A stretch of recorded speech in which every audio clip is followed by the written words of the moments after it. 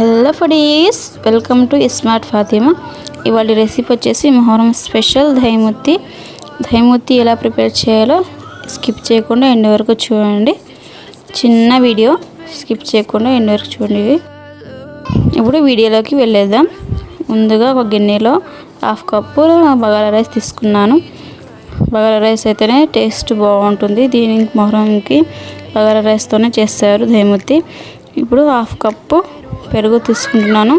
మీరు ఎంత క్వాంటిటీలో అయితే చేసుకుంటున్నారో అంత క్వాంటిటీలోనే చేసుకోండి. పెరుగు మాత్రం కొంచెం ఎక్కువ వేసుకోండి, బాగుంటుంది. వైట్ రైస్ అయితే వైట్ రైస్లో కొత్తిమీర, ఇంకా పచ్చిమిర్చి, పుదీనా ఇలాంటివి యాడ్ చేసుకోవాలి. అసలు వైట్ రైస్ అయితే అసలు చేయరు మొహరానికి అయితే. మొహరంలో ఓన్లీ బగారా రైస్తోనే దహి ముత్తి ప్రిపేర్ చేస్తారు. దహి ముత్తి ఈజ్ రెడీ. ఓన్లీ దహి ముత్తి డైరెక్ట్గా తినకూడదు. మొహరం స్పెషల్ ఎందుకనంటే చొంగరట్టతోనే దహి ముత్తి తినాలి. అలా తింటేనే మొహరం స్పెషల్.